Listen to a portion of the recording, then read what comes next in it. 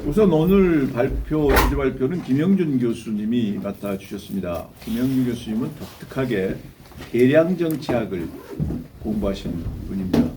그래서 정치 코멘트를 하고 정치 분석을 할 때 통계 데이터를 많이 사용해서 하는, 정치학자 중에 통계 데이터를 활용해서 과학적으로 설명하는 그런 몇 안 되는 그런 귀한 분입니다. 과거에 좀 시간 지났습니다만 대통령의 리더십과 국가발전이라는 책을 쓰셔서 그때부터 대통령의 리더십이라는 것이 국가에 얼마나 중요한가 하는 것을 연구를 해 주셨습니다. 오늘 이제 우리 함께 자리해 주신 권오일 전 의원님은 삼선 국회의원이십니다. 굉장히 젊으신데 언제 삼선을 했는지 한참 젊으실 때 했습니다. 국회 사무총장 하셨고 또 근래에는 몸이 좀 불편하셔서 다이어트를 많이 하셨습니다. 그래서 지금 국회의원 하실 때보다 훨씬 더 날씬하고 더 잘생기게 보입니다. 고성국 우리 선생님은 여러분들 잘 아시잖아요. 그 유튜브에 고성국 유튜브 약 80만 명 정도가 지금 날마다 보고 있습니다. 이렇게 빨간 샷을 입고 하니까 더 아마 매력적인 것 같은데요. 한때는 전두환 정권 때는 보안법 위반 혐의로 좀 감옥살이도 좀 하신 적도 있습니다. 소위 운동권으로 따지면 별을 몇 개 달고 나오셨죠. 두 분은 권 의원님하고 우리 최성국 고성국 박사 두 분은 고대 동기입니다. 두 분이 아주 오늘 뭘 짜고 나오시는지는 좀 이따가 얘기를 들어보면 이제 알겠죠. 우선 김영준 교수 먼저 말씀 듣고 그다음 재밌게 토론 들어가도록 하겠습니다. 말씀해 주시죠. 일단은 많은 분들이 저를 이제 평가를 할 때 평론가라고 얘기를 하는데 저는 평론가가 아닙니다. 저는 폴리티컬 사이언티스트예요. 그래서 정치학을 폴리티컬 사이언스라고 얘기를 하잖아요. 폴리티컬 사이언스를 연구하는 사람은 폴리티컬 사이언티스트죠. 저는 정치 과학자입니다. 특히 이제 정치 과학자에서 과학이라는 얘기가 나오게 되는데, 과학은 일반적으로 반복적으로 나타난 현상에 대해서 그 원인을 잡고 그 합법을 제시하는 게 저는 과학이라고 봅니다. 반복적으로 나타나는 현상. 5년 단임제 국가에서 대통령의 국정 운영이 어떻게 이루어지느냐를 우리가 평가를 할 때 반복적으로 나타나는 현상들이 있잖아요. 어떤 대통령은 굉장히 평가가 좁습니다. 어떤 대통령은 굉장히 평가가 낮고, 가장 평가가 좋았던 사람은 김영삼 대통령입니다. 80%대의 높은 지지를 받았거든요. 6개월 좀 했을 때. 그리고 그 다음 높았던 사람은 문재인 대통령 70%대를 유지했었고, 가장 나빴던 대통령은 3명입니다. 한 사람은 잘 아시다시피 6개월 내에 소기 파동 때문에 곤혹을 치렀었던 이명박 대통령 그 당시에 24% 6개월 좀 됐을 때요. 그 다음 나왔던 대통령이 노무현 대통령입니다. 노무현 대통령 같은 경우는 당시에 자기를 대통령으로 만들어준 새천년 민주당과의 아주 굉장히 갈등이 심했었어요. 그리고 더 나가서 남북 문제와 관련돼서 특검까지 하면서 당시 호남 세력과 굉장한 갈등을 일으키면서 30%로 낮은 기록을 보였고, 그 다음 이제 윤석열 대통령입니다. 30%. 최근에 나온 조사 결과, 한국갤럽 조사에 의하면 그 나머지 대통령은 대개 다 50%대를 유지했습니다. 예를 들어서 박근혜 대통령이라든지 노태우 대통령이라든지 다 그 50%, 김대중 대통령이라든지 다 50%를 유지했습니다. 자, 그러면 우리가 과학이라고 얘기를 했을 때 어떤 변수가 결국 현상에 영향을 주는가를 역대 대통령이나 또는 해외에서 대통령학을 연구하는 쪽에 이론적인 베이스를 가지고 일단 볼 필요가 있다. 그러니까 저널리스틱한 접근이 아니라는 거죠. 가장 많이 나오는 거는 뭐냐면 선거연합과 통치연합이 일관성 있게 가져가느냐를 가지고 굉장히 중요하게 여깁니다. 그게 바로 일렉트로 콜리션과 가버닝 콜리션에 있어서의 변화 여부가 있느냐라는 거죠. 노무현 대통령은 일렉트로 콜리션하고 가버닝 콜리션을 초기에 바로 잘라버렸습니다. 그게 바로 이제 열린우리당의 창당. 그러니까 2003년도 11월 11일 날 열린우리당을 창당을 했는데, 그게 바로 새천년 민주당을 탈당을 해가지고 새로운 당을 만들면서 선거 때 자신을 이익했었던 선거연합을 깨버린 거예요. 그 이후로 40여 차례의 재보궐선거에서 다칩니다. 그 이유는 뭐냐면 선거연합을 깼기 때문에 그런 걸 볼 수가 있는 거죠. 이게 이제 가장 이제 대표적인 거고요. 문재인 대통령은 처음부터 끝까지 선거연합을 유지했던 대통령이에요. 그래서 40%대를 유지를 계속 한 겁니다. 다시 얘기해서 뭐 많지 않습니까? 3대 세력이 대통령을 계속 문재인 대통령을 아마 이끌었다고 보는데 가장 큰 세력은 뭐 우리가 많이 듣는 친북 또는 뭐 아주 강력한 나름대로 좌파, 친북 좌파 세력이 하나 있고요. 두 번째가 민노총을 중심으로 한 노동 단체가 있고 그 세 번째가 386으로 얘기하는 운동권 세력. 여기에 이제 뭐 다른 전교조도 있고 다른 뭐 시민단체 참여연대도 포함이 됐는데 이 5개의 일렉트로 콜리션을 끝까지 유지했었던 대통령입니다. 그래서 40%를 유지했는데 그게 결국 나중에는 바로 정권 교체를 할 수밖에 없는 그런 상황까지 왔다라는 것을 말씀을 좀 드립니다. 지금 이 정부 들어와서 많이 지적하는 것 중에 하나는 과연 그렇다고 한다고 윤석열 정부에서의 선거연합과 통치연합은 같이 가고 있는 건가? 저는 같이 가고 있지 않다고 봅니다. 분명한 것은 선거연합은 보수 중도의 연합이었었어요. 이거는 개인의 차원을 넘어서서 뭐 당시에 뭐 안철수 당시의 그 대표와 어떤 관계냐 넘어서서 일단은 공동정부를 만든다 그랬습니다. 근데 그 공동정부의 정신이 지금 지켜지고 있느냐. 지금 지지도가 한 30%에서 계속 고착화되고 있는데 그걸 굉장히 면밀히 들어가다 보면은 결국은 중도의 이탈이에요. 지금 대한민국에는 하늘이 두 쪽이 나도 25%의 강력한 보수 세력이 있습니다. 이게 2017년도 총선에서 당시 홍준표가 후보가 얻은 24%가 아주 굉장히 마지노선입니다.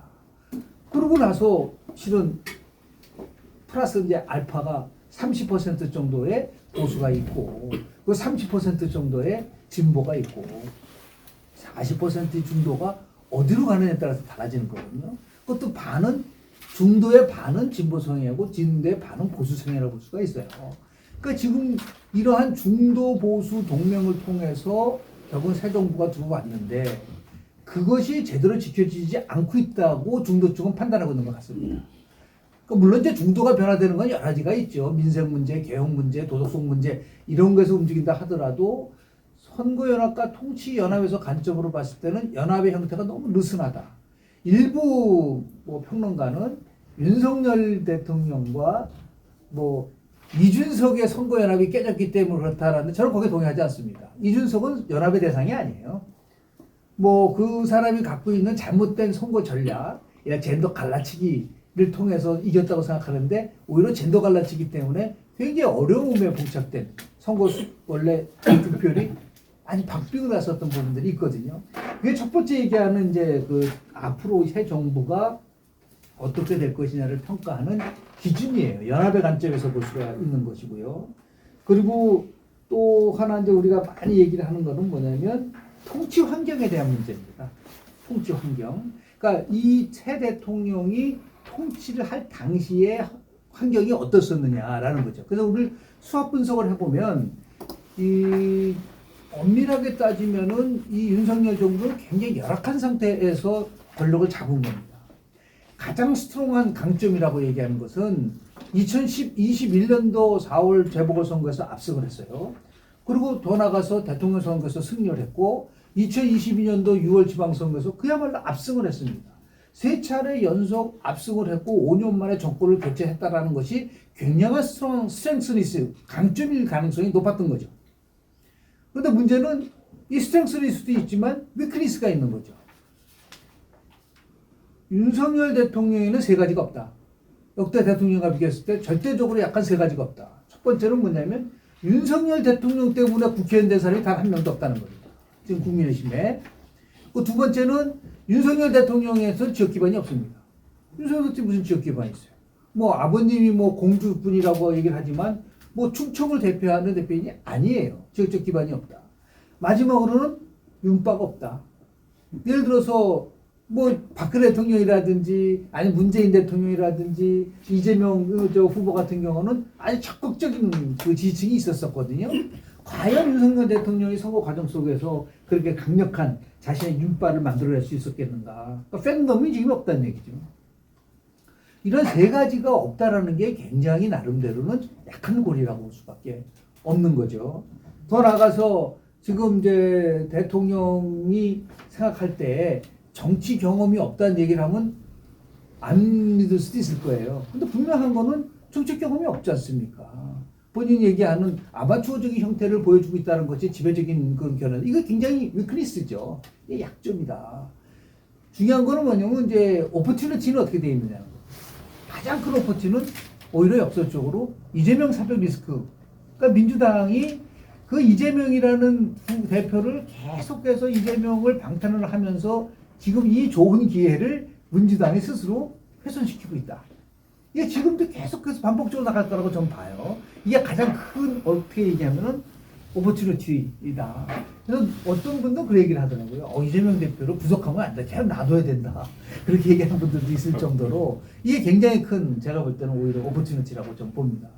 근데 중요한 거는 평가를 할 때 가장 중요한 거는 뭐 스트렝스니스라든지 오퍼튜니티보다는 이 스트레트 요인이에요. 이 갖고 있는 가장 위협적 요인이 뭐냐. 제가 2008년도에 이명박 정부가 들어왔을 때 대통령한테 직접 얘기했었던 부분이었어요. 이명박 대통령 통치 환경은 531만 표 차이로 승리했지만 굉장히 열악한 통치 환경을 갖고 있다 그랬더니 좀 이해를 못 하더라고요. 네 가지 그 당시에 굉장히 큰 열악한 환경이 있었습니다. 제일 첫 번째는 뭐냐면 이명박 대통령보다 더 강한 사람이 당내에 있다. 그게 바로 박근혜 전 대통령이라는 아주 강력한 친박이 있었다.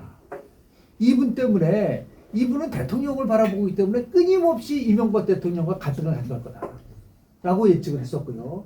두 번째는 미디어 환경을 얘기한 겁니다. 10년 동안 진보, 김대중 대통령과 노무현 대통령 때의 진보 세력이 10년을 통치를 하면서 미디어 환경이 진보 성향의 미디어 환경을 갖고 있기 때문에 이것을 급격하게 변화시키기가 굉장히 어려울 것이고, 그리고 그 미디어는 끊임없이 이명박 정부를 공격할 가능성이 굉장히 높다. 두 번째 이제 스트레이트 요인이고요.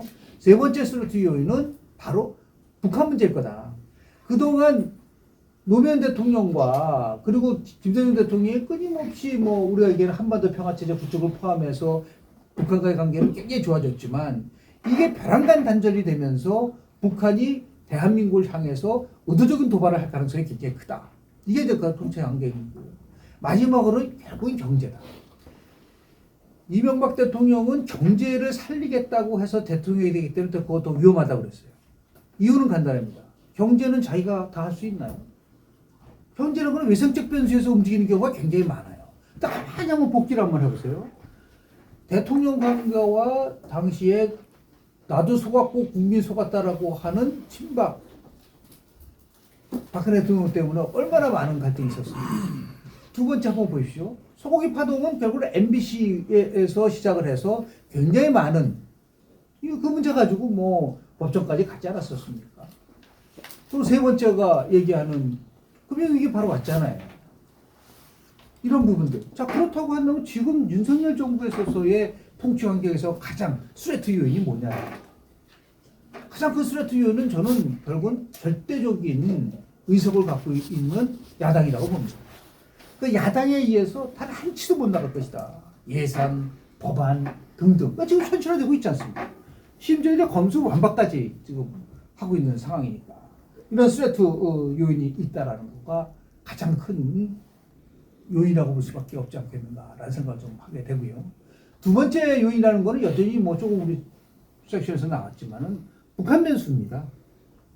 이 북한에 대한 부분 속에서 한미동맹을 강화한다 하더라도 북한은 계속해서 연속적으로 지금 도발을 얘기를 하고 있고 이거에 대한 대응에 대한 얘기를 하고 있지만은 이게 언제 어떤 식으로 예를 들어서 자 북한 핵 저는 뭐 7차 핵실험 포함해서 전술핵 배치 그러니까 전술핵 미사일에다가 핵을 배제시킬 수 있는 실험까지 성공을 한다고 했을 때 과연 이러한 그 안보 불안정성 문제를 어떻게 이 정부가 풀어갈 것이냐에 대한 부분들이 여전히 스트레이트 요인으로 남아질 수밖에 없다. 자, 이런 상황 속에서 결국은 이 초기에 열악한 통치 환경을 극복하기 위한 스트래tegic 맵이 있느냐? 전략적 맵이 없다. 그러니까 통치를 하기 위한 전략적 맵이 거의 없는 상태에서 실은 그때그때 일어나는 현안에만 대처를 하는 모습을 보여주고 있다. 자, 이론적으로 가장 또 중요한 이론이 있습니다. 우리가 이제 제이커브 시올리를 해가지고 처음에 이거는 뭐 국민은 왜 정부를 신뢰하지 않는가라는 조셉 나이가 쓴 2000년도 그 책을 보면은 이런 거라는 거죠.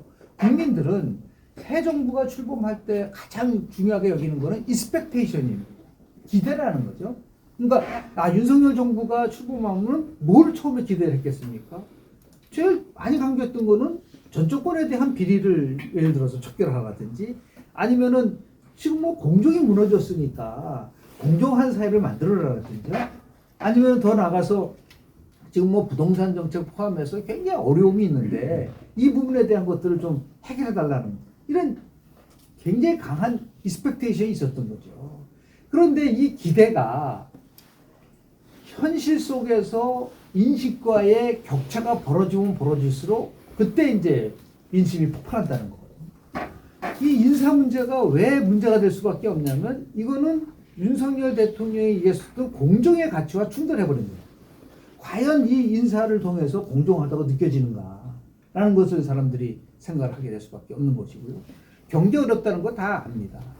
그러나 20, 30대 MZ세대가 지금도 여론조사를 해보면요. 지난주 한국갤럽 조사입니다. 당시에 대통령 지지도가 29%인데요. 금요일 날 긍정평가가.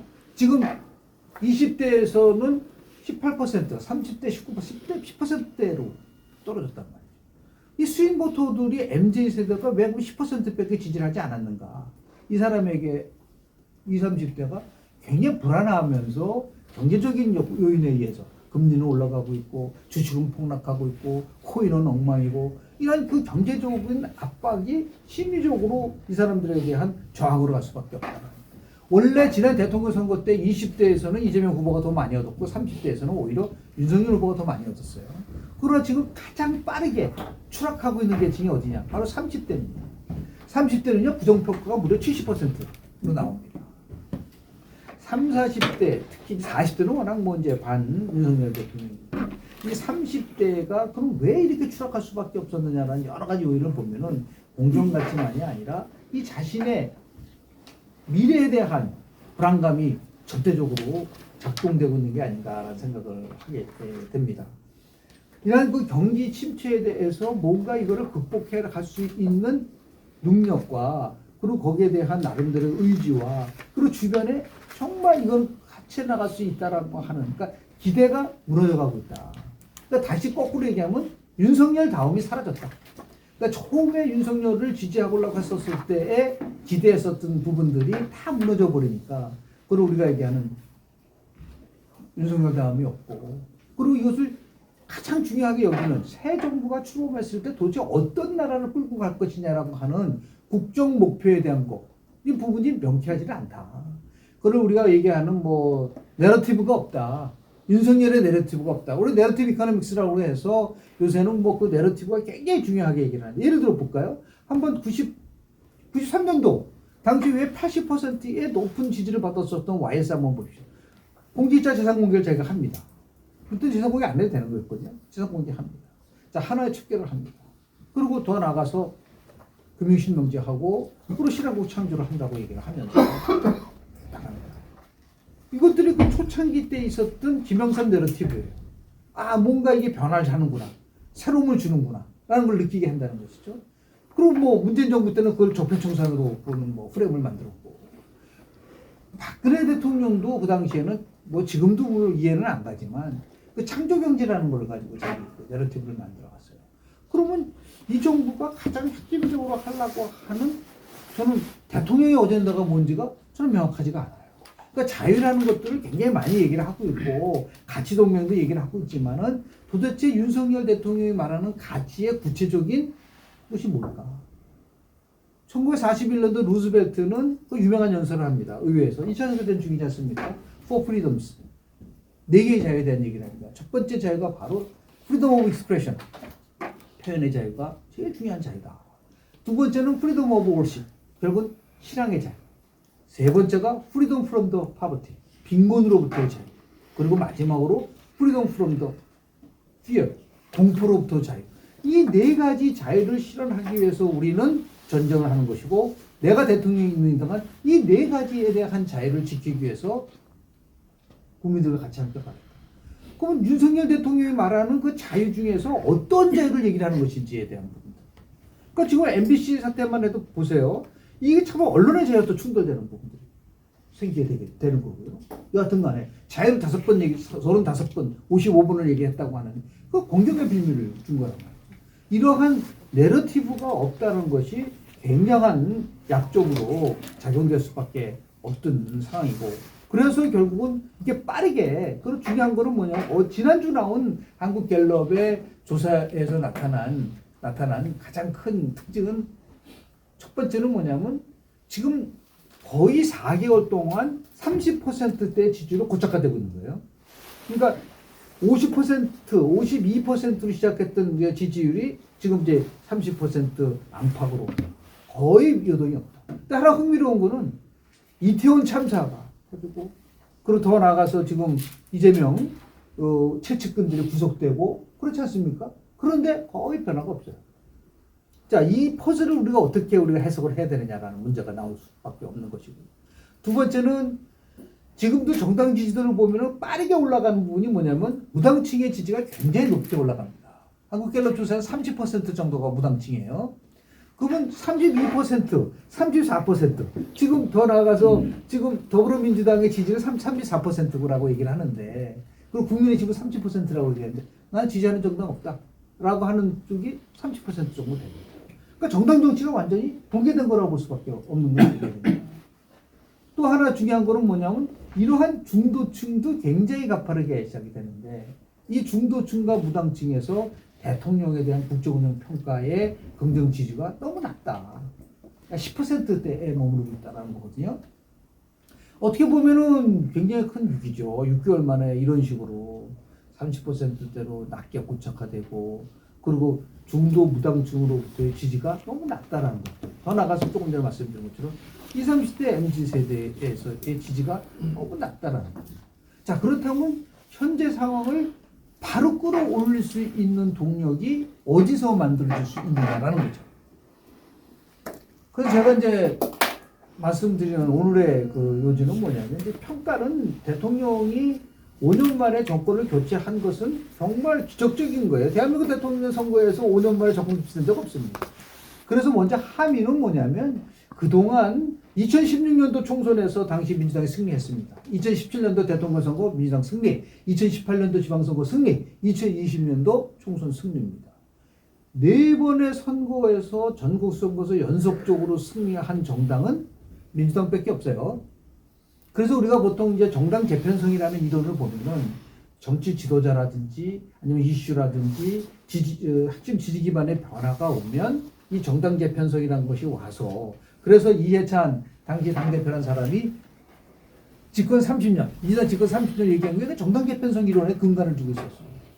그런데 왜 5년 만에 무너졌다는 거죠? 이것도 굉장히 지금 민주당이 성찰하고 자성하고 그 부분에 대해서 고민해야 되는데, 거기는 그렇게 하고 있지는 않아요. 일종의 자해 정치를 계속 하고 있는데, 자, 그렇다고 한다면 지금 대통령이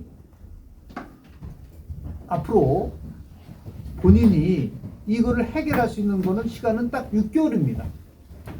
대한민국 5년 단임제 대통령 중에서 실제로 자기가 강력하게 국정 운영을 할 수 있는 시간은 초기 1년이죠. 이 초기 6개월을 굉장히 어렵게, 지금 어떤 면에서 보면은 뭐 예상하지, 기대하지 못했던 손괴표를 받았고 있는데, 남은 6개월입니다. 내년 1년이 되는 시점에 과연 그 당시의 민심의 흐름이 어떻게 나타나냐에 따라서 2024년도에 총선, 그리고 더 나가서 2027년도 대통령 선거구에 영향을 줄 수 있을 정도로 굉장히 중요한 시점이라고 저는 봅니다. 결국은 뭐 앞으로 향후 6개월 동안 어떤 일이 벌어질 것인가에 대한 얘기를 하면서 그걸 토대로 해서 조언하는 거로 이제 그 발제를 마치겠는데요. 크게 네 가지 축이 움직일 거라고 저는 봅니다. 첫 번째 축은 그 6개월 내에 가장 큰 축은 국민의힘의 지도체제 개편이 어떻게 이루어질 것이냐라는 거죠. 크게 네 가지 시나리오가 가능합니다. 첫 번째 시나리오는 바로 친윤 체제를 만드는 거죠. 대통령과 가장 친한 사람을 당대표로 만들고 그 사람을 통해서 친윤 세력을 대거 공천을 하고 뭐 이런 시나리오 같은 걸 얘기할 수가 있겠죠. 두 번째 시나리오는 제가 모두에 말씀드린 것처럼 중도 보수의 동맹을 강화하는 시나리오입니다. 다시 얘기해서 지난 2020년도 총선에서요. 당시에 민주당이 163석을 가져갔습니다. 지역구. 그 17석의 비례대표를 통해서 전부 다 180석을 가져갔는데요. 그 163석 중에서 수도권에서 121석 중에서 103석을 가져갔습니다. 어마어마한 숫자예요. 103석입니다. 85%예요. 85%. 2024년도 총선에서의 누가 이길 것이는 간단해요. 우리가 시뮬레이션 해보면 수도권 103석 중에서 국민의힘이 50석 이상을 못 가져가면 그건 지는 겁니다. 그건 뭐 영남 65석 포함해서 뭐 충청도 28석 그리고 강원도 13석 그 조금씩 뭐 간다 하더라도 103석 중에서 50석을 못 가져가면 그건 거의 불가능하다. 그럼 그 50석을 가져갈 수 있는 사람이 이거는 사람의 문제가 아니라는 거예요. 구도의 시각에서 봤을 때 어떻게 하는 것이 수도권에서 승리할 수 있을 것이냐. 그것을 토대로 해서 아마 지도체제 개편이 이루어질 수 있느냐 없느냐가 두 번째 시나리오라고 저는 봅니다. 제가 특정 인물을 얘기하지 않아요. 그건 아시니까. 세 번째는 결국은 뭐냐면 아무도 생각하지 못했지만 이렇게 내분이 심하고 뭔가 이루어지지 않으면 공동대표론입니다. 상수에 느끼지만 공동대표론이라는 게 많았었어요. 지난 91년도에 당시에 이기택, 김대중 공동대표 했습니다. 2014년도 당시에 김한길 그리고 안철수 공동대표 했습니다. 우리 바른미래당도 계셨었지만은 바른미래당 만들면서 박지선, 유승민 공동대표 했어요. 이 공동대표를 통해서 차라리 내분을 축소시키자라는 것도 가능할 수 있습니다. 네 번째가 외부 영향론이에요. 2016년도, 그렇죠. 우리가 이게 YS 때니까 96년도 2월 달에 당시에 자유민주당을 신한국당으로 바꾸고 그때 잘 아시는 이회창, 박찬종을 영입합니다. 그 이회창을 그 당시 전 총리를 선대위원장으로 해서 그 당시에 비록 뭐 여소야대는 됐지만 자민련이 50석을 가져가는 바람에 집권당으로서 처음으로 수도권에서 승리합니다. 야당보다 많아져요. 자, 이 네 가지 시나리오 중에서 과연 어떻게 하는 것이 2024년도 총선에서 승리하고 국민들에게 새로움과 더불어서 이런 컨벤션 효과를 가져올 수 있을 것이냐가 제가 중요한 첫 번째 축이라고 좀 보고요. 두 번째 축은 결국은 이재명 사법리스크 축입니다. 이재명 부대표의 지금 최측근들이 구속이 되고 있고 그리고 더 나가서 과연 지금 민주당이 이렇게 하나를 일치 단계에서 갈 수 있을 것인가. 저는 내년 상반기에 조그만 변화가 올 거라고 봅니다. 예를 들어서 뭐 꽃피는 봄이 오면 아마 민주당 내에서 조그만 변동이 올 거라고 보고 그 시점은 저는 이낙연 전 대표의 귀국과 더불어서 그리고 이재명 대표의 1심 판결이 선거법 판결이 저는 상반기에 나올 거라고 봅니다. 선거법이라는 건 6개월, 3개월 상벌이기 때문에 지금 대장동과 관련해서 또는 뭐 성남 FC와 관련돼서 이거는 지난할 수가 있어요. 그러나 선거법은 그게 아주 어려운 문제가 아닙니다. 지금 허위사실 유포. 선거법에서 가장 엄하게 다치는 건 두 가지입니다. 허위사실 유포하고 돈살포예요. 근데 지금 허위사실 유포 관련돼서 지금 김문기라는 사람을 모른다고 얘기한 부분 속에서 유동규 전 본부장을 포함해서 상당히 많은 지금 검찰도 800쪽에 해당 김문기를 알았다고 얘기를 하고 있기 때문에 여기서 만약에 1심에서 100만 원 1심이지만 100만 원 이상의 벌금형을 만약에 이재명 대표가 받는다고 한다면 곧바로 민주당의 분열이 시작될 거라고 저는 봐요. 왜냐? 5년 후에는 나올 수가 없거든요. 그리고 더 나가서 400억 원 이상을 민주당이 갚아야 되는 부분들이 있단 말이에요. 그 시발점으로 한 그 이재명의 사법 리스크 축이 과연 어떻게 움직일 것이냐라는 부분들이 있겠고요. 세 번째가 경제의 축입니다. 지금 모든 학경 여론조사 결과는 내년 상반기가 엄청난 퍼펙트 스톰이 올 거라고 얘기를 하고 있지 않습니까? 지금 KDI는 경제 성장률 1% 하고 있고, 그리고 더 나가서 이 빅스텝을 통해서 계속 금리는 올라가고 있는 부분들이 있는데 이 부분은 어떻게 경제에 대한 문제를 풀어갈 것이냐에 대한 부분. 그 마지막에 이제 그 아까 얘기한 그 안보의 축입니다. 아까 우리 태영호 의원이 얘기했지만은 지금 울릉도라든지 뭐 아니면은 뭐 울산이라든지 얼마든지 때릴 수 있다. 이거를 어떻게 국민들이 바라볼 수 있을까? 이게 결국은 안보로만 무너지는 게 아니라 안보가 무너지면 경제가 무너지는. 이 네 가지 축 속에서 과연 윤석열 정부가 어떻게 대처하고 거기에 대응하는 방식이 국민들과 같이 함께 갈 수 있느냐를 보여줄 수 있느냐라는 것이 굉장히 중요한 나름대로의 선택이라고 저는 보고요.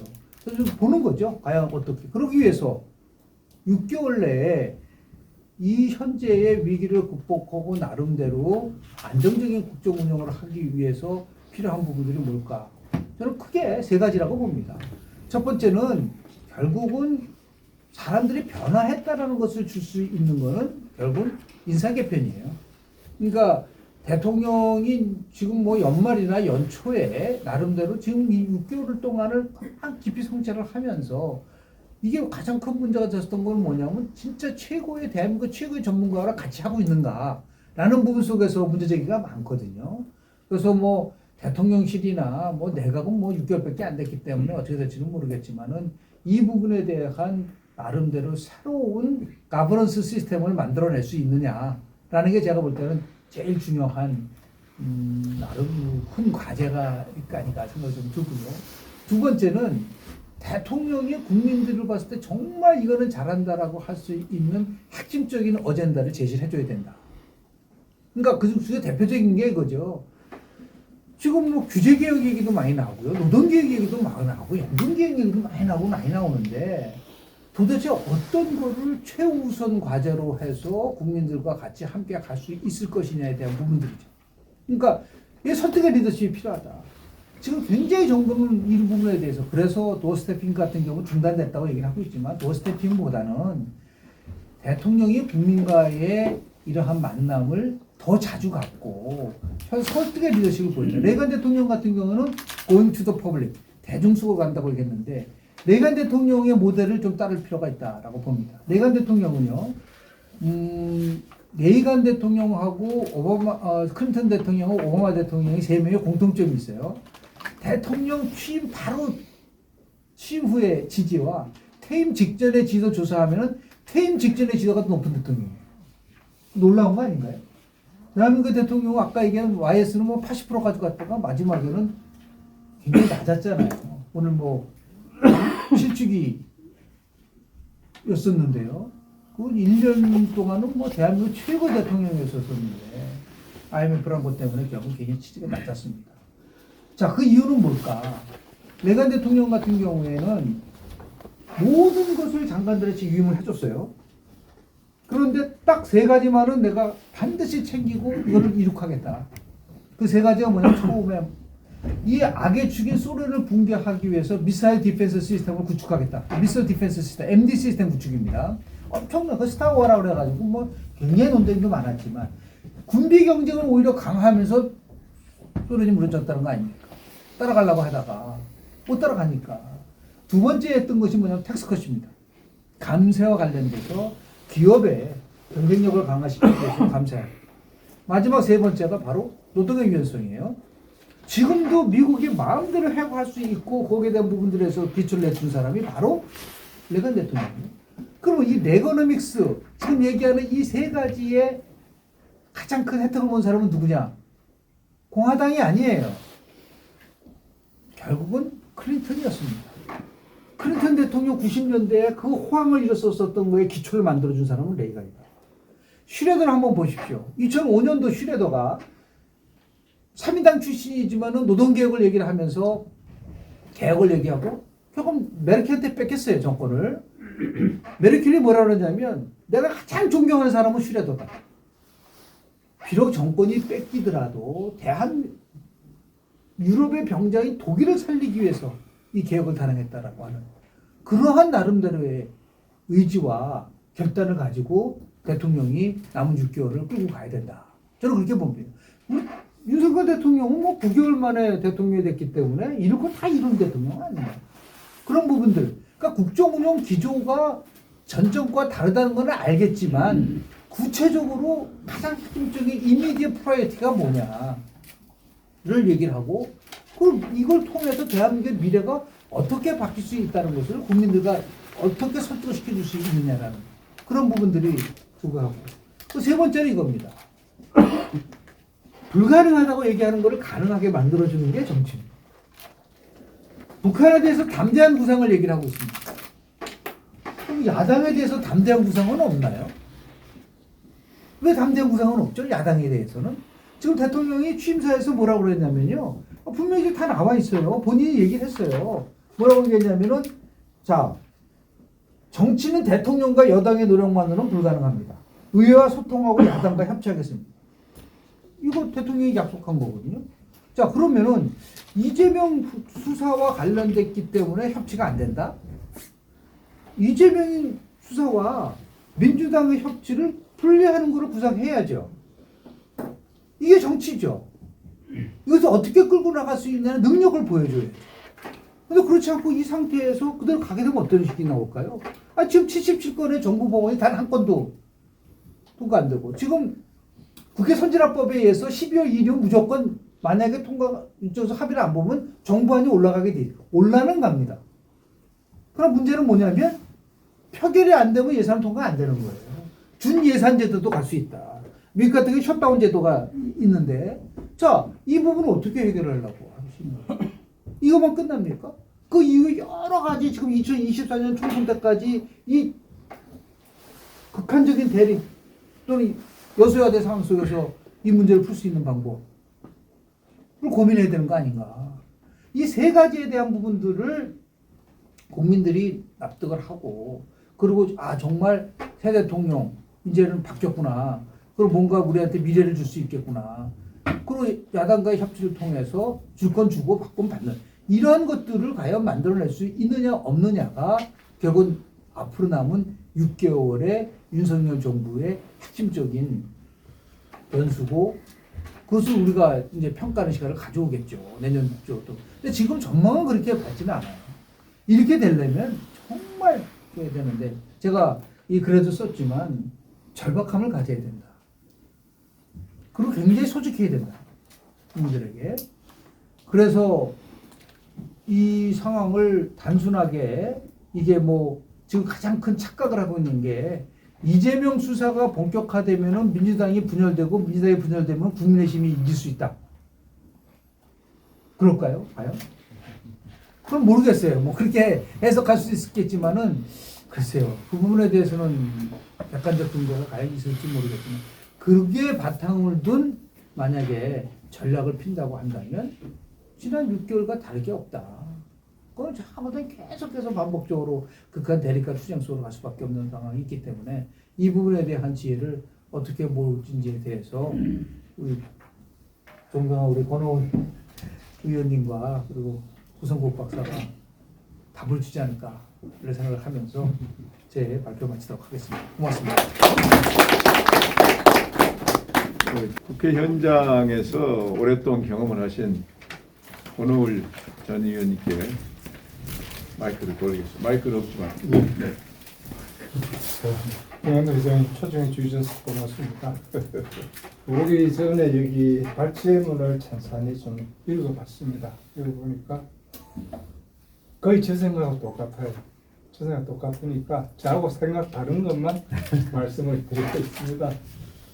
저에 대해서 간단히 소개를 하면은 이기택 민주당에서 91년도 정치를 시작해서 도의원 한번 하고 또 이기택 민주당에서 초선국회의원 하고 이기택 이회창 합당에 있는 한나라당에서 재선 3선하고 박기태 의장님 모시고 사무총장하고 지난 10년 동안은 재개를 하기 위해서 엎어지고 자빠지다 세월이 갔습니다. 지금은 아까 무당파 많다고 하던데요. 지금 무당파입니다. 더 이상 2년 전에 내 능력으로 더 이상 정당 활동하는 것이 의미가 없구나 이런 생각을 하고 요즘 좀 편안하게 한 발 떨어져서 이 정치권을 바라봅니다. 제가 어떤 논리적으로 이야기할 입장이 못 되고 또 이 자료도 내지를 못했습니다. 자료를 읽고 몇번 정리를 해도 제 스스로 앞뒤 말이 좀 안 맞는 것이 있어서 그래서 편안하게 말씀드리자 싶어서 한 10여 번 말씀드리겠습니다. 제일 먼저 생각했던 게 이겁니다. 남덕우 기념사업인데 남덕우 총리님이 지금 계셨으면 이 정치 상황을 어떻게 볼까? 특히 최근에 있었던 이태원 참사라든지 이런 걸 어떻게 받아들일까? 그 생각을 했습니다. 박정희 정부에서 장관 부총리 하셨고 전단 정부에서 총리를 하셨더라고요. 아마 저는 그분 같았으면은 도의적 정치적 책임을 지고 사임을 하겠다. 이 말씀을 가장 먼저 했을 겁니다. 먼저 하게 되면은 대통령이든 국민이든 사임이 우선이 아니고 일단 수습하고 나가라. 순서가 그래 되지 않았을까 저는 그런 생각을 합니다. 그래서 근래에 우리 정부에서 일어나는 장관이나 총리의 여러 가지 그 말씀을 들어보면은 이분들은 정말 공인의식이 있는 건가? 국가 경영에 대해서 기본적인 생각은 갖고 있는 건가? 이런 생각 진짜 많이 합니다. 그에 대한 모든 책임은 윤석열 대통령에 다 돌아가는 겁니다. 6개월 평가요. 평가 제가 할 거 없잖아요. 이미 다 나왔잖아요. 모든 여론조사에서 긍정 30, 부정 60, 그리고 고착화. 거기에 대해서 더 이상 무슨 이야기를 하겠습니까? 그럼 앞으로 어떻게 할 거냐? 이런 생각을 좀 해봤었어요. 지난 대선 때 왜 우리가 윤석열 대통령을 뽑았을까? 저는 그때는 문재인 정권에 대한 심판, 정권 교체가 가장 컸던 것 같아요. 중간층이 가장 고민했던 부분은 어느 정치학자가 저한테 그런 이야기를 합니다. 이번 윤석열을 찍었다. 그 찍은 이유가 뭐고 물었더니 고민을 많이 했는데 인민 독재보다는 검찰 독재가 덜 나쁜 것 같아서 고민 끝에 이번 찍었으면 되겠더라고요. 더 이상 그 설명이 필요 없더라고요. 이재명 후보든 그다음에 윤석열 후보든 최선의 후보라기보다는 그래도 조금 그런 식의 답변을 두고 참 명쾌한 설명이구나 저는 그런 생각을 했었습니다. 문재인 정부에 대해서는 여기 문재인 정부에서 지지하시는 분들 계시지만은 저는 처음에는 굉장히 그분에 대해서 굉장히 참 품격이 있는 분이고 그래도 노무현 대통령 지키는 모습에서 참 신의도 있는 분이고 굉장히 좋게 평가했었는데 시간이 가면 갈수록 참 무책임하구나. 두 번째 무능하구나. 굉장히 위선적이구나. 그래서 내 관심을 끊었던 그런 경험이 있습니다. 윤석열 대통령에 대해서 제가 처음에 가졌던 인상은 굉장히 여유가 있구나. 굉장히 베푸는구나. 남의 입장을 잘 챙기는구나. 자기와 인연을 맺었던 사람에 대한 신의를 참 지키는구나. 그런 생각을 가지고 저분이 대통령이 되시면은 나름대로 그런 인간적인 장점을 충분히 발휘해서 이 어려운 국가를 잘 이끌어가겠다. 저는 그렇게 판단을 했었습니다. 지금 이래 보면은 글쎄요. 그 발제하신 김영준 교수님께서는 윤석열 다음을 빨리 찾아야 된다고 말씀하셨는데 제가 대통령 되고 난 다음에 검찰에 오래 계셨던 선배분들하고 이런 이야기를 했어요. 제가 보기에는 윤석열 대통령 선거하는 가장 확실한 방법은 윤석열 다음을 빨리 버리는 게 성공하는 길인 것 같습니다. 이유는 제발 검찰 대통령에서 벗어나서 검찰 대통령이 됐으면 좋겠다. 대통령이 정치했으면 좋겠다. 검찰 정치하지 말고. 그러면서 이야기했던 게 최대한 검찰권 행사를 자제하면은 성공은 아니더라도 평균 이상의 대통령이 되지 않겠나. 저는 그런 이야기를 했었습니다. 지금도 저는 그 생각을 가지고 있습니다. 왜 그런 말씀을 드리냐면은 윤석열 대통령이 있었던 공정법치 상식입니다. 근데 공정법치 상식 상식을 가지고 현재 30% 지지를 받고 있는데 나머지 70%들은 공정, 법치, 상식이 이게 모든 국민들이 일단 공정하지 않고 자기 편만의 공정이고 자기 편만의 상식이고 자기 편만의 법치라고 이렇게 받아들이는 것 같습니다. 저는 그런 생각을 합니다. 현재 윤석열 대통령 6개월 동안 한 일이 무엇이지 이랬을 때 대장동 이야기, 뭐 법치 이야기, 그다음에 요즘 언론하는 뭐 사법 리스크 이야기, 그거 말고 대통령께서 무슨 일을 하셨지? 그래서 그런 생각을 했습니다. 그러면서 내가 올 때 저를 찾아봤어요. 대통령 공약이 뭐였을까? 10대 공약이 쭉 나오더라고요.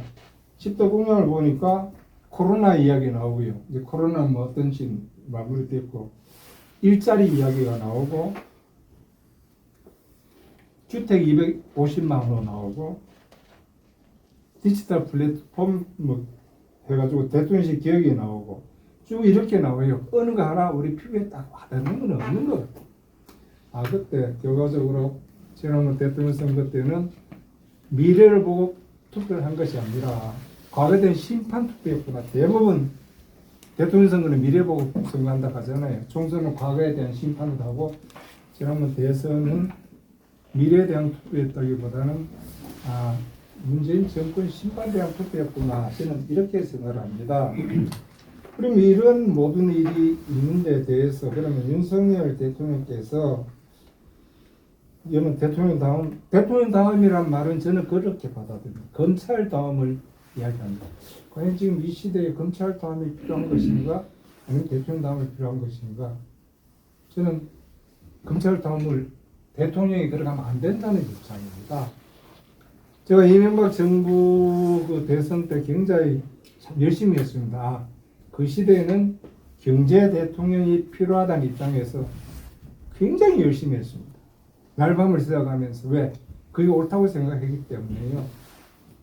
근데 대통령 되시고 난 다음에 한 2년, 3년 지나고 난 다음에 신동아에 글을 썼습니다. 나는 그 당시에 경제 대통령이 필요하다고 해서 이명박 대통령을 뽑았지만은 지금 생각하니까 내가 틀린 것 같다. 경제 대통령이 아니고 경영 대통령인 것 같다. 그렇게 표현을 했더니 청와대에서 항의 전화가 바로 왔습니다. 내가 그때 국회 사무총장을 했을 때 어떻게 그런 글을 신동아에 쓰느냐. 아니요, 내 생각이 그렇다. 내가 그랬어요. 내 생각이 그렇다. 그럼 자네 생각이 뭐 어떤데? 정치나 경제는 밉든 곱든 가난하든 부자든 같이 가야 하는 게 정치고 경제인데 기업 경영은 적절하면 그냥 없애버리고 회사 팔아버리고 이게 기업 경영 아니냐. 근데 이제 국정 운영을 기업 경영하듯이 하는 것 같다. 네, 그런 이야기를 했었어요. 마찬가지로 지금 윤석열 대통령도 야당을 국정 파트너로 여기느냐? 저는 그렇지 않다고 생각해요. 야당을 범죄자 집단으로 보고 있기 때문에 해동 노, 야당 설득 노, 내가 어른 저런 사람들하고 국정 논의해. 그런 사고에 빠져 있는 게 아닌가 저는 그런 생각을 합니다. 저는 윤석열 대통령 되셨을 때 내가 그런 제안을 했었어요. 다른 라인을 통해서 나는 정말 윤석열 대통령께서 이 국정에 대해서 제대로 해가고 싶으시다면은 야당 대표 청와대 부르지 말고 야당 당사를 찾아가서 1시간도 좋고 3시간도 좋고 5시간도 좋고 5일 동안 이런 일을 하고 싶은데 이것 좀 협조 좀 해달라. 그렇게 되면 야당에서도 이거는 협조되고 이거는 협조가 안 되고 그런 행보로 보이면은 지지율이 올라가지 않겠나? 그런 생각 참 많이 했었습니다. 아마 그런 분위기가 이미 다 지나가 버렸지만은 지금도 저는 그 생각을 합니다. 대통령이 이제까지 대통령이 영상 대통령실에 뭐 야당 지도자를 초청해서 자담을 하든 식사를 하든 그거보다는 야당 당사 찾아가면 되지. 뭐 담대하게 찾아가고 진짜 담대하게 찾아가서 같이 터놓고 사법 문제는 사법 처리 문제를 맡기고 이거 좀 협조해 달라 이야기하게 되면은 야당이 180석 200석이라도 안 해줄 수 없을 거다. 대통령 직접 찾아가서 협조해달라는 그런 생각을 합니다. 근데 왜 지금 그런 것이 되지 않을까를 생각했는데 이것도 전적으로 주관적인 생각입니다. 아마 윤석열 대통령과 그 주위를 둘러싸고 있는 참모진들이 갖고 있는 사고에는 이런 게 있을 겁니다. 군사 권위주의 군부 권위주의 시대에는 그분들의 사고는 이랬다고 판단해요. 외교 국방위는 내가 최고야. 나머지는 당신들이 내보다 더 해박하고 하니까 당신들이 좀 해줘. 이런 사고를 갖고 있었다고 판단을 해요. 근데 지금 대통령을 둘러싸고 있는 참모진들 생각은 이후 때는 서울법대 나왔잖아요. 판사 검사를 거쳤잖아요. 대한민국 엘리트 중에 제일 엘리트일 겁니다. 그분들하고 이야기를 많이 해봤어요. 정말 최고 엘리트입니다. 그 생각을 갖고 있는 게 아닌가. 내가 당신들보다 더 많이 알아. 이후에 됐던 1년 만에 내가 대통령 됐어. 대통령 만들었어. 그런 사고가 굉장히 작용하고 있다고 저는 봐요. 그게 귀에 안 들린다는 거죠. 후배들이 그런 이야기를 합니다. 대통령 모시고 있는 후배들인데는 1년 동안 절대로 바른 소리 하지 마라. 바른 소리라는 것은 상대가 받아들일 수 있는 자세가 되었을 때 바른 소리 하는 거지. 그런 자세가 안 되었을 때는 바른 소리 하면 너 그 자리 유지 못한다. 내가 현장에서 내 나름대로 젊었을 때 경험했던 거다. 바른 소리도 받아들일 수 있을 때 바른 소리를 해라. 그런 말씀을 했습니다. 근데 실제로 그분들을 사고로 잃어보면 지난 대선 토론 과정에서 여실히 드러났잖아요. 판사 출신 최고봉으로 갔던 분, 검사 출신 최고봉으로 갔던 분이 국정 전체에 대한 이해도, 특히 서민 생활에 대해서 그분이 갖고 있는 시각, 인식, 저희들은 정말 놀랐습니다. 깜짝 놀랐습니다. 그래도 대한민국 최고의 에리트 계층에서 어떻게 국민 생활, 서민 생활에 대해서 저렇게 모를까? 저는 그런 생각을 했었습니다. 그래서 이 문제에 대해서는 조금 전에 김은경 교수님이 여러 가지 지적을 내줬잖아요. 뭐 대안도 내주고 방안도 내주는데 당분간 그게 수용이 될까 하는 그런 생각을 가지고 있습니다. 모든 분들이 인사 문제를 이야기합니다. 인사 문제에 대해서도 저도 편하게 말씀을 드릴게요. 이제 카타르 월드컵 열립니다. 제 개인 관심사는 뭐였느냐? 과연 이강인 선수를 대표로 뽑아가느냐? 저는 굉장히 관심이 많았어요. 이강인 선수. 근데 뽑아갔습니다. 그러면 좀 결과가 좋아지지 않겠나? 근데 현재 우리 정치권은 어떻게 했느냐? 이강인 뽑아가지 않았죠. 저하고는 의견이 다릅니다만은 이준석 그 상황이 왔을 때 그래요. 말 버릇도 없고 예의 없고 싸가지 없고 상대도 없이 막 총질하고 다 맞죠. 다 맞아도 그거 안고 가면 안 되나? 저는 그 생각을 했습니다. 그리고 선배들하고 내기를 했어요.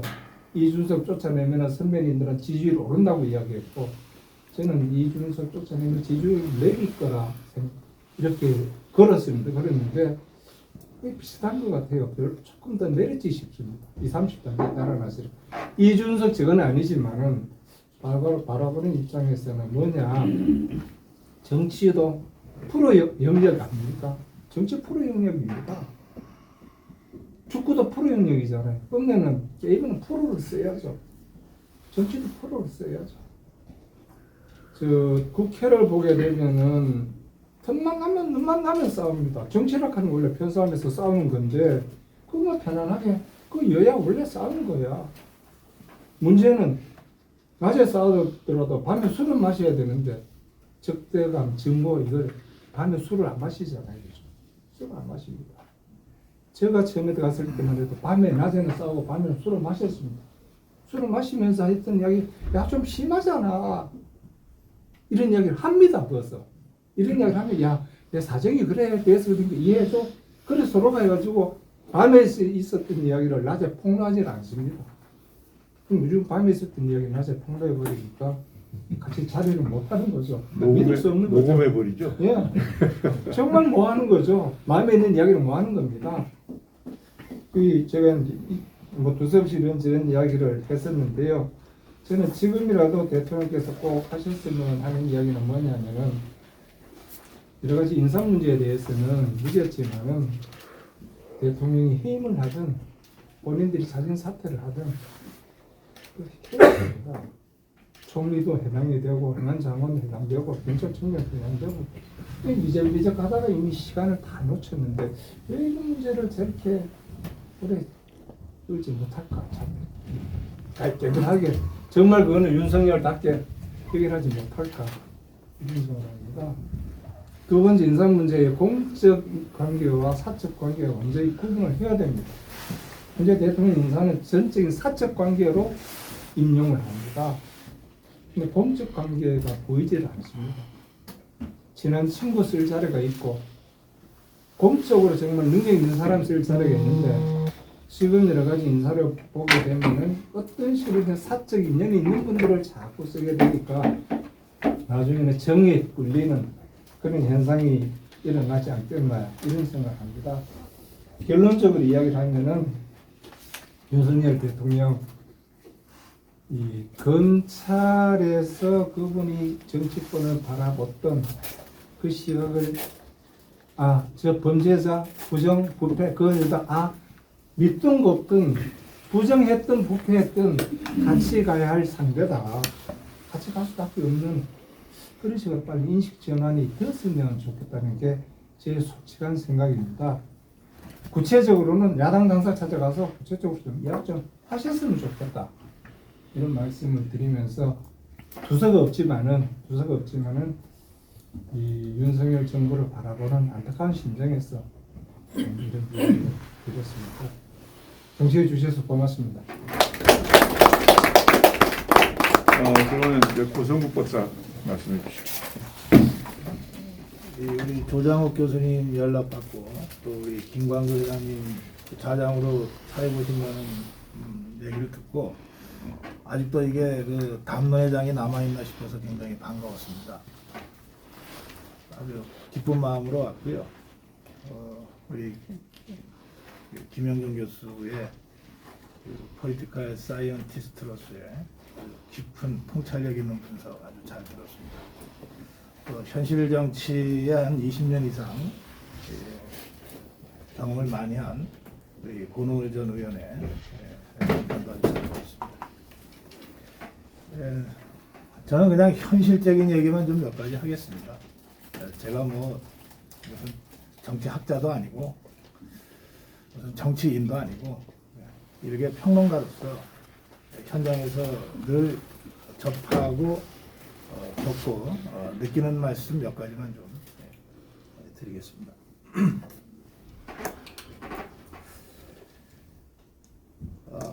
저는 문재인이가 아주 사악한 인간이라고 생각합니다. 아주 사악해요. 제가 배운 정치학의 일장일작은 정치는 국민을 통합하고 국가를 통합하는 것이다 라고 하는 것이었습니다. 제 은사 선생님들이 제 대학교 1학년 때 귀에 못이 박히도록 그 가르침을 주셨어요. 문재인이라는 자, 대통령이 돼서 국민을 이중삼정으로 분열시키고 한편의 적을 괴멸시켜야 될 적폐 세력으로 규정하고 계속해서 칼을 휘두르고 사람을 죽이고 감옥에 보냈어요. 국가를 분열시켰어요. 사악하기 그지없는 자가 지난 5년간 대한민국을 통치한 겁니다. 그 후과를 지금 우리가 겪고 있어요. 지난 5년간 자유파 진영을 적으로 규정하고 단 한 번의 대화도 시도하지 않고 사법 처리, 폭력적 통치의 대상으로 삼은 결과 대화가 실종돼 버렸어요. 정치가 실종돼 버렸어요. 지금 윤석열 정부 하에서 정치부재를 얘기하려면 그 정치부재 상황을 만들어 놓은 지난 5년간의 문재인 정권의 사악함을 먼저 지적하고 비판해야 정당하다고 저는 생각합니다. 이게 어떻게 윤석열 대통령의 책임입니까? 지금의 정치부재, 지금의 정치적 대화의 부재, 지금의 정치적 담론의 부재, 이게 어떻게 윤석열 대통령의 책임입니까? 77건의 법률안 단 한 건도 처리해주지 않는 압도적 다수 당 더불어민주당의 책임이지 이게 어떻게 윤석열 대통령의 책임입니까? 우리가 정치를 분석하는 핵심적인 이유는 지금 우리가 겪고 있는 문제를 해결하기 위한 거다. 그러면 진단이 정확하게 돼야죠. 진단이 정확해야 처단이 제대로 나올 거 아닙니까?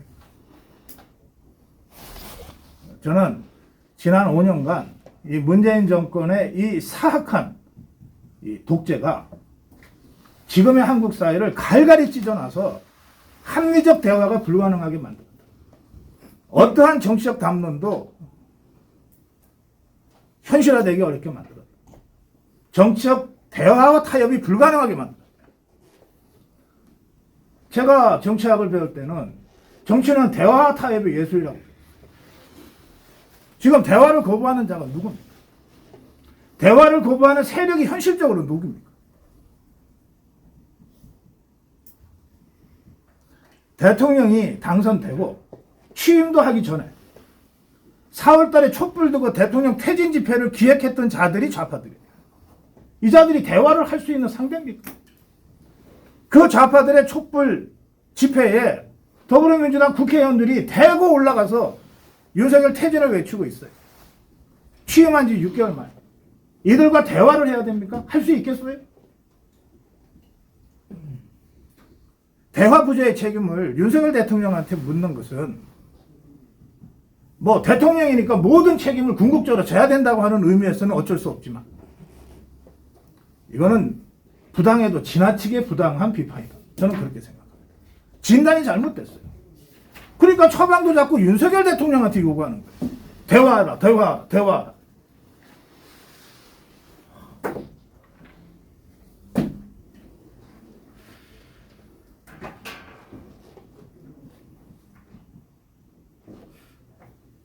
저는 윤석열 대통령의 정치적 성공을 별로 바라지도 않고 기대하지도 않아요.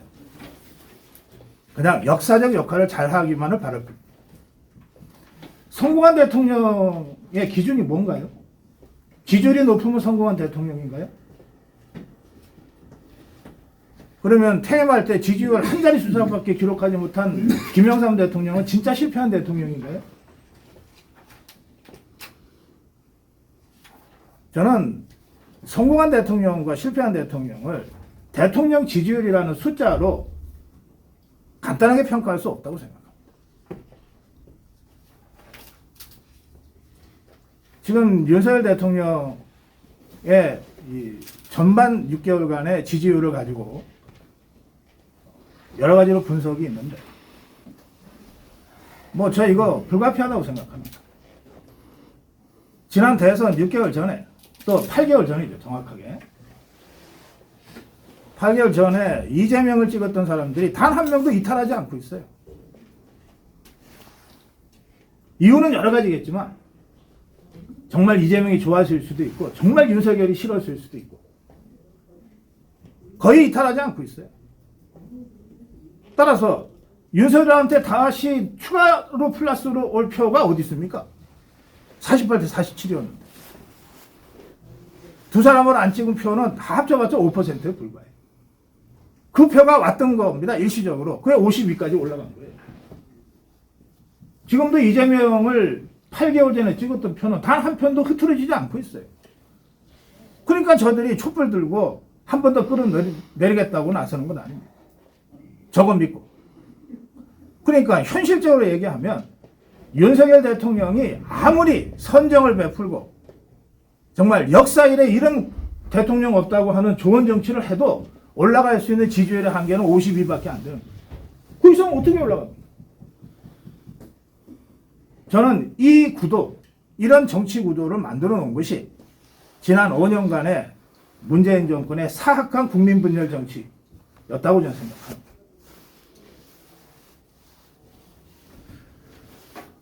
저는 그래서 지지율 문제로 접근하면 답이 안 나온다고 생각합니다. 아까 우리 김영준 교수께서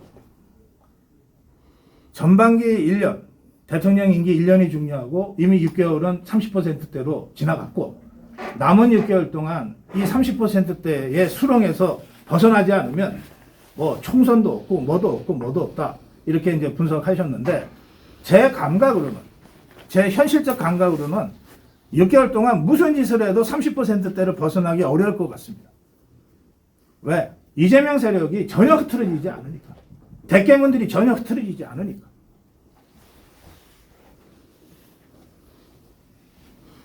그러면 윤석열 대통령이 8개월 전에 얻었던 48%라도 복원해야 되지 않냐. 48%.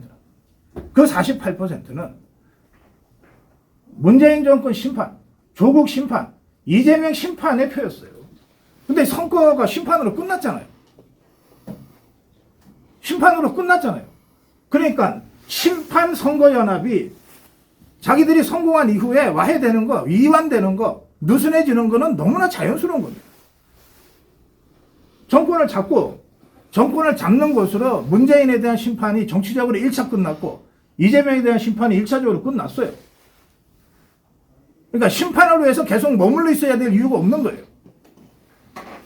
이것은 자유우파의 주류 세력에서도 마찬가지고 중도파 세력에서도 마찬가지예요. 그러니까 이완이 되는 겁니다. 그럼 이거를 다시 48 또는 50으로 끌어올리려면 좌파식 방식대로 하자면 문재인이 이재명이 심판하자고 다시 대립구도를 만들면 돼요. 심판한 줄 알았는데 아직도 심판이 안 됐네. 다시 모여서 진짜 심판하자. 라고 대립구도를 만들면 48, 50이 모일 거예요. 그러면 윤석열 대통령한테 지금 그렇게 하라고 우리가 주문해야 됩니까? 그것은 지난 6개월간 윤석열 대통령의 행보와 완전히 반대되는 행보예요. 윤석열 대통령은 정치학의 고전에 맞게 대통령 되자마자 국민 통합을 위해서 달려갔어요. 경상도는 안 가도 호남은 갔단 말이에요. 광주는 가고 제주는 갔단 말이에요. 그 결과 윤석열 대통령을 일관되게 지지했던 자유파 진영에서 이거 보려고 우리가 윤석열 뽑았냐고 그리고 등 돌린 사람들이 생겼어요. 그렇다고 해서 선거 때 문재인, 이재명 심판하려고 결속했던 그 사람들이 다시 광주 간다고 제주 간다고 다시 모이지는 않은 거예요. 그래서 중도파에서도 일부 빠지고 자유파 진영에서도 일부 빠져버렸어요. 그래서 지금의 30%로 고착된 겁니다. 그러면 이런 정치학학을 윤석열 대통령한테 설명하면서 다시 48로 50으로 복원하기 위해서는 화끈하게 이재명이 죽이고 문재인 죽이는 쪽으로 국정 운영합시다 라고 제안하는 겁니까? 저는 지지율로 그런 문제를 풀어서는 안 된다고 생각합니다.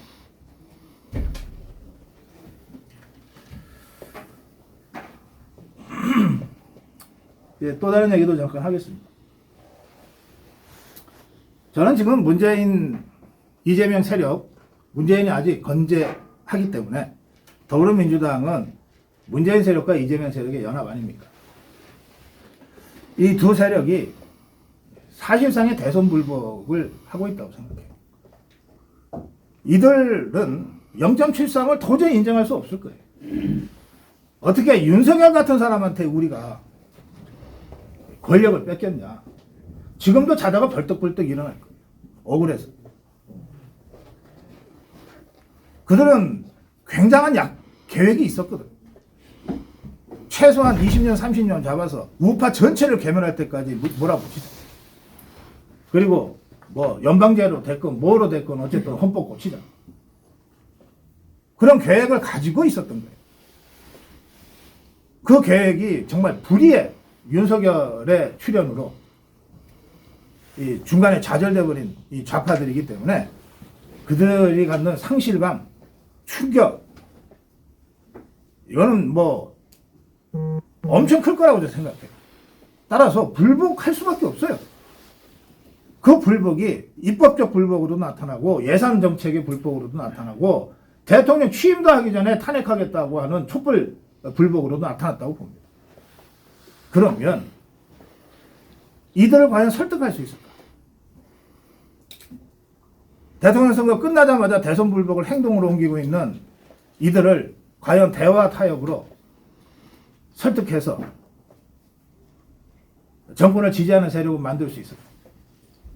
저 그거 불가능하다고 생각해요. 저 해봤어요. 근데 안 되더라고요. 대통령인들 안 해봤겠어요. 저는 그래서 불가피하다 이것은. 이것은 문재인 정권 5년이 우리 사회에 남겨준 이 흔적이고 유죄고 이건 어쩔 수 없다. 우리가 5년 전에 어쨌든 국민들이 선택한 것 아니에요. 그래서 이런 극한적인 이 정치적 투쟁과 갈등 상황을 극복하기 위해서는 우리 국민들이 주체가 돼서 다시 식긴국 한번 하듯이 총선 치러서 균형 잡힌 의석수를 다시 만들어줄 때까지 기다리는 수밖에 없다. 정말 저 대책 없이 말씀드리는 거예요. 윤석열 대통령이 아무리 열심히 하고 뭘 해도 정치 대화가 복원되지 않습니다. 솔직하게 그걸 인정하고 2024년 4월 총선을 통해서 국민들이 이제 문재인, 이재명 좌파 세력이 한 15년간 봤고 또 윤석열 자유파 세력이 하는 행동도 1년 반 정도 봤으니 2년간 봤으니 이제 선택해서 이렇게 불균형한 이 의회 권력을 다시 균형 잡게 바로잡아 주세요. 라고 기대할 수밖에 없다. 국민밖에 믿을 게 없다 지금.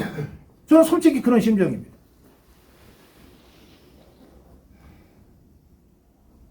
정권은 바뀌었지만 세상은 하나도 안 바뀌었어요. 저 같은 자유파 유튜브는 지난 4년간 문재인 정권 하에서 거의 모든 동영상에 노란 딱지가 붙은 광고 탄압을 4년간 받아왔습니다. 어떤 언론도 보도하지 않았어요. 정권이 바뀌었어요. 노란 딱지 탄압이 더 심해졌습니다. 왜? 방통위 여심위가 여전히 좌파들이 장악하고 있습니다. 그래서 2024년 총선을 통해서 지금의 입법 권력 구도를 정상화시키지 않고서는 윤석열 정부의 성공은 기약할 수 없다. 저는 그렇게 생각합니다. 그래서 물론 정말로 어려운 상황에서도 제한적인 수단밖에 없는 이 정부 입장에서라도 최선은 다 해야 되죠. 최선은 다 해야 되지만 그러나 그 한계는 너무나 분명하다. 그렇게 좀 보는 것이고요. 결국 2024년 총선을 통해서 적어도 입법 권력이 지금과 같은 압도적인 이 불균형 상태는 해소돼야 된다. 누가 다수당이 되든 저는 개인적으로 집권당이 다수당이 되는 것이 맞다고 생각하지만 그러나 뭐 안 그럴 수도 있습니다. 정치는 사람이 하는 거니까. 그렇다 하더라도 적어도 어느 일방이 일방적으로 이 국회를 운영하고 사사건건 모든 것에 발목을 걸 수 있는 이런 구도는 해소돼야 된다. 그래야 비로소 정권이 실질적으로 작동되는 거다. 그러니까 여기서 실패하면 내후년 총선에서 또다시 지금과 같은 의회 입법 세력 구도가 재현되면 뭐 윤석열 정부 대통령 노릇 제대로 못하고 마감하는 거예요. 어쩔 수 없어요. 뭐 국민의 선택이 그런 걸 어떡하겠어요. 저는 입법 권력의 균형점을 다시 찾기 위한 그런 노력을 우리 사회가 해야 된다고 생각하고 그리고 윤석열 대통령도 그런 점을 염두에 두고 국정 운영을 할 수밖에 없다. 그렇게 저는 생각합니다. 그 점에서는 대통령실의 이 국정 기획보다는 선거를 치를 주체인 국민의힘의 정치 기획이 훨씬 중요합니다. 정치평론가인 제 입장에서는 대통령실은 대통령이 비서실이 뭐 열심히 나름대로 해주기를 바라지만 2024년 선거는 대통령이 치르는 게 아닙니다. 대통령실이 치르는 게 아니에요. 국민의 힘이 치르는 거예요. 정치 계획을 세우고 국민 앞에 소개하고 선보이고 심판받는 것도 국민의 힘입니다. 그런데 이 국민의 힘이 지금 비정상적인 이 지도부를 지금도 유지하고 있는 거예요. 비대위라고 하는 건 비정상적이라는 뜻이잖아요.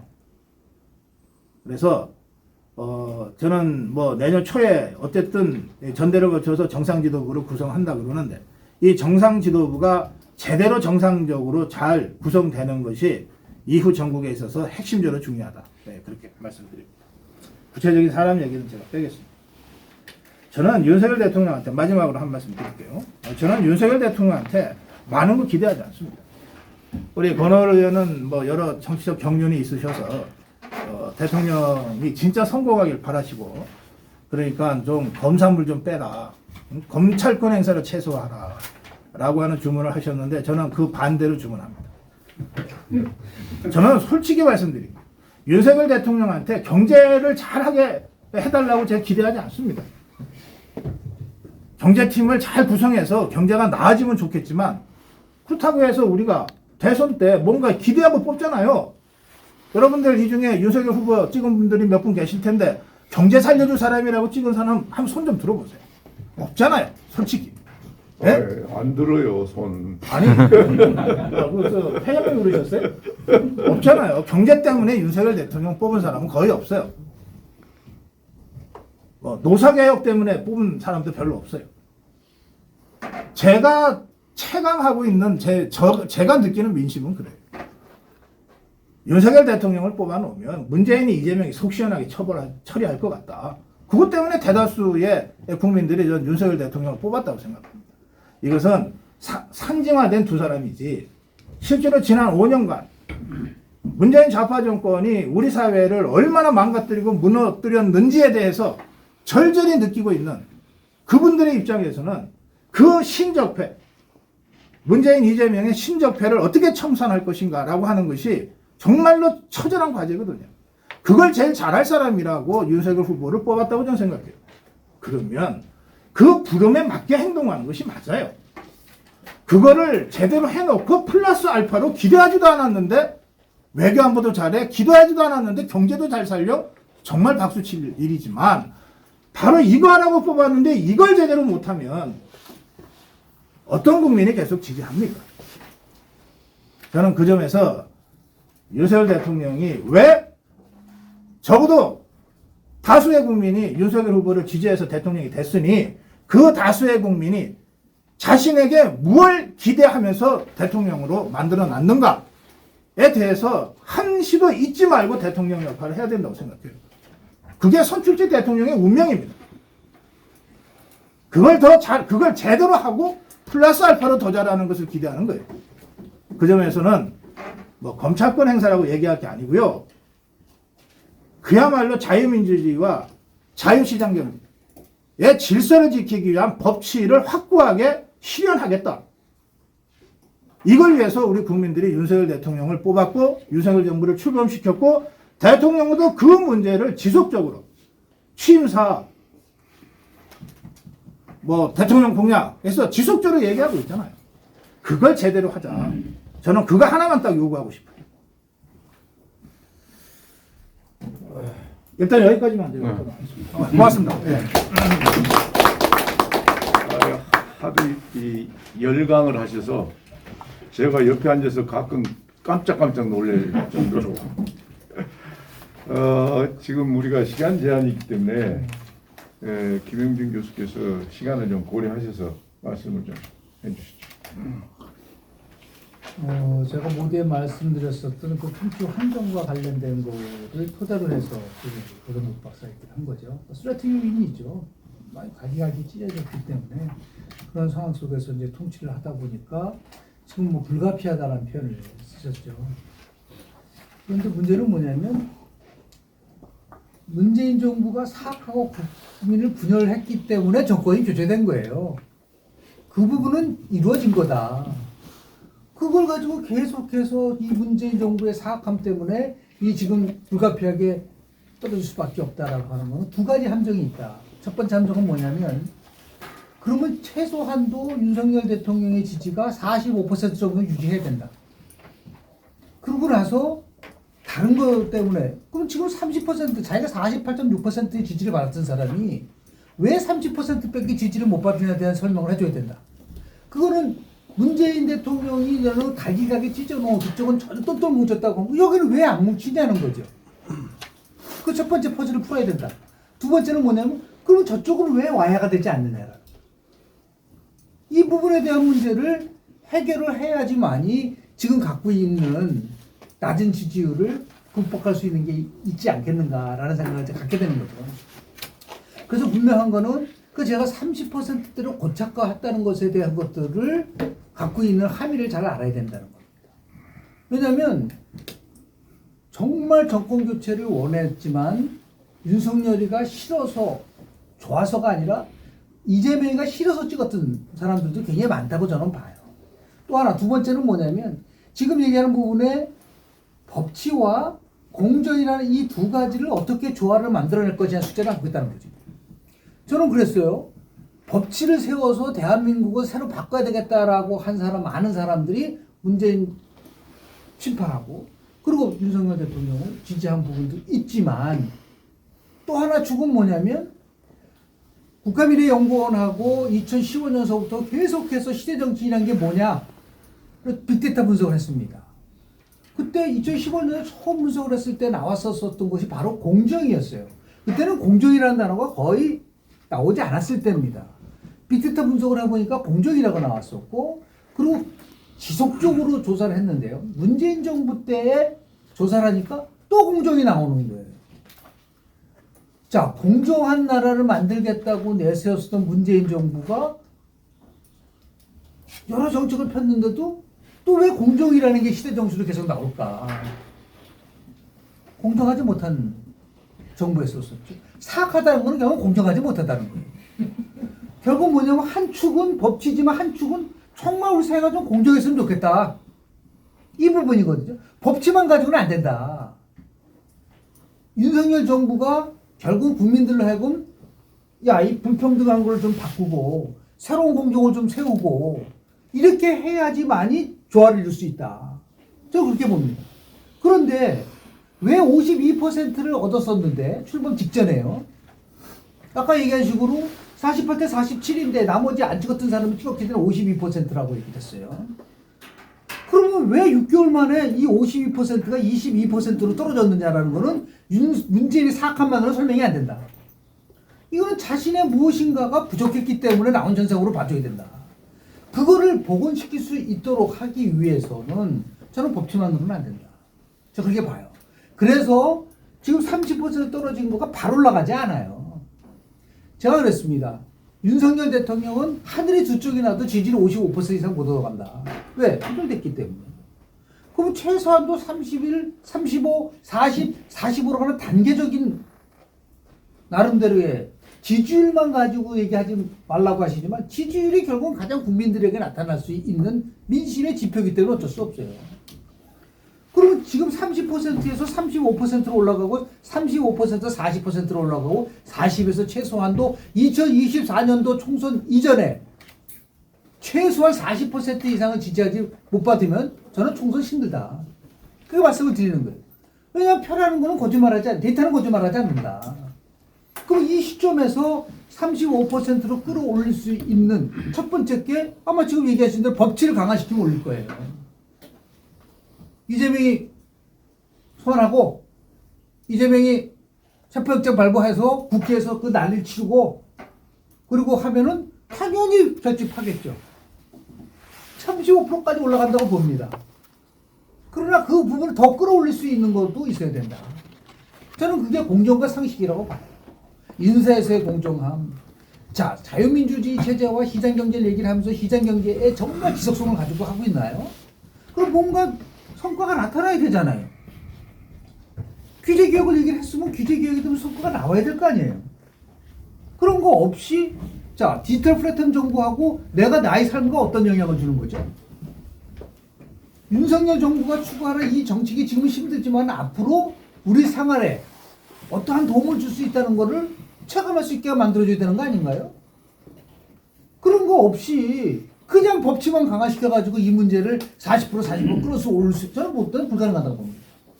자, 그럴 경우에는 제가 볼 때는 굉장한 위험한 다만 그때 이럴 수는 있죠. 그렇게 해서 법치를 강화하다 보면은 당연히 민주당이 분열되고 민주당이 분열돼서 분당이 되면 표가 쪼개지기 때문에 96년도처럼 새정치 국민회하고 호반민주당이 분열되면서 신한국당이 이긴 것 같은 일이 벌어질지는 모르지만 제가 볼 때는 그거보다는 지금 더 같이 함께 부분들을 가야 되지 않겠는가 생각을 좀 합니다. 네. 뭐 혹시 하실 말씀? 지금 시간이 많이 늦어졌습니다. 다음 세션이 경제 세션인데 지금 다 와서 기다리고 그러니까, 계시는데 제가 최근에 한 가지 재밌는 경험을 했어요. 민주당 소속의 국회의원 상임위원장하고 얘기를 하는데 규제 개혁에 대해서 얘기를 하니까 그분이 꺼내지도 마시오. 그건 무슨 얘기냐? 윤 대통령 지지율이 30%밖에 안 되기 때문에 윤 대통령의 국정 동력은 없다. 그런데 왜 우리가 그걸 협조해 주냐? 그렇기 때문에 규제 개혁은 국회에서는 전혀 통과될 어떠한 협조도 받지 못할 거다. 그러니까 규제 개혁 자체를 이슈로 삼지도 말아달라. 그래서 참 국회 분위기가 이런가 하는 거를 느꼈는데요. 총선 말씀을 하시는데 저희들은 경제를 하기 때문에 염려되는 거는 내년 상반기는 누가 봐도 어렵잖아요. 그럼 앞으로 6개월이라고 말씀하셨는데 앞으로 6개월이 내년 상반기입니다. 그럼 내년 상반기 경제는 뭐 우리 힘만으로 되는 것도 아니고 세계 전체적 흐름으로 봐서 결국 어려운 국면으로 갈 수밖에 없는데 그럼 앞으로 1년 뒤에 무슨 지지도가 얼마나 이게 올라갈 수 있을 것인지 못 살게 되면 지지도가 올라가기가 어렵잖아요. 그래서 참 모르겠어요. 이게 다음번 총선에 지금 여당이 좀 더 많은 의석수를 얻을 수 있을 것인지. 그런데 이제 저희 경제학 하는 사람들 입장에서 보면 아쉬운 거는 분명히 비전과 핵심 아젠다가 안 보여요. 뭘 하겠다는 건지 이게 지금 잘 안 보여요, 이거. 계속해서 프리드만의 자유만 갖고 말씀을 하시는데 그러면 다 자유롭게 해야죠. 대학 등록금도 풀어줘야 되고 전부 자유롭게 해야 되는데 또 그것도 아니잖아요. 그래서 모르겠어요. 이거 정치가 어떻게 될 것인지. 근데 이쪽 두 분하고 우리 구 박사하고 견해가 또 좀 상당히 차이가 나서 6개월 뒤에 누구 말이 맞는지 보죠. 그럼 한 분 더 자리를 만들어 주시죠. 6개월 뒤에 또 한번 봅시다. 고맙습니다. 고성국 TV는 자유우파의 목소리를 대변해 왔습니다. 좌파와 이념 전쟁이 일상이 된 지금 고성국 TV는 더 적극적으로 좌파와 투쟁하고 자유우파가 나아갈 길을 열어나가겠습니다. 우리 손으로 대통령을 만들었지만 아직 세상은 바뀌지 않고 있습니다. 고성국 TV는 여전히 좌파들의 음흉한 노란 딱지 광고 탄압으로 여러 가지의 그 어려움을 겪고 있습니다.